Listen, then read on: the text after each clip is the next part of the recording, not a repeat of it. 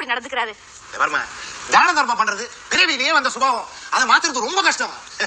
இப்போ முல்லைக்கு தன்னோட பேரை கொடுக்கலையா, பூரி வள்ளல், டேக் இட் ஃப்ரீ அப்படின்றாரு. டாக்டர், அது பூரி வள்ளல் இல்ல, பொட்டேட்டோ வள்ளல் இல்ல, பாரி வள்ளல். என்னது டாக்டர்? சோதாகிருஷ்ணனுக்கு ஓரளவு தெரியல. ராதாகிருஷ்ணன் டாக்டர், இவரோட ஃப்ரெண்ட் ஒருத்தர் ஊர்ல இருந்து வந்து அவரோட பொண்ணுக்கு கல்யாணம் ஆளுன்னு சொல்லியிருந்தேன். புரிஞ்சு போச்சு. ஒரு 500 ரூபாய் எடுத்து விசிறி அடிச்சிருக்கியா? ஆமாடா ரூபாகிருஷ்ணன். ராதாகிருஷ்ணன் என்ன தம்மா பண்ணிருக்கா? என்ன பண்ண? அவர் வீட்டுக்கு போய் அவர் பொண்ணு கல்யாணத்துக்கு சத்திரத்துல இருந்து சமயக்காரர்ல இருந்து எல்லாத்தையும் ஃபிக்ஸ் பண்ணி மேரேஜே தடுப்புடா நடத்தி வந்திருக்கான். ஆனா ஒண்ணு, பையன் தான் பார்க்க ரொம்ப சுமாரா இருந்தான். பொண்ணு கிளி மாதிரி இருந்தா. அழகு கொடுத்த ஆண்டவ பாவம் ஆஸ்தியை கொடுக்கல. நான் மட்டும் ஜானகி கல்யாணம் பண்ணிக்காம இருந்தேன்னா அன்னைக்கு அந்த பொண்ணுக்கு தாலி கட்டி இருப்பேன். யாருக்கு கல்யாணம் ஆனா ஆகாட்டின்னு எங்க அப்பா பாட்டி 22 கேரட் வளையல வித்து கல்யாணம் பண்ணிருக்காரு. வெக்கும் முதல்ல தெரிஞ்சது உங்க அப்பா முன்ன தில்லுமுள்ளு. அது எப்படி 22 கேரட் 22 தக்காளி கூட தெரியாது. 5000 ரூபாய் கிடைச்சது. பாக்கி 3000க்கு என்ன பண்றதுனே தெரியல.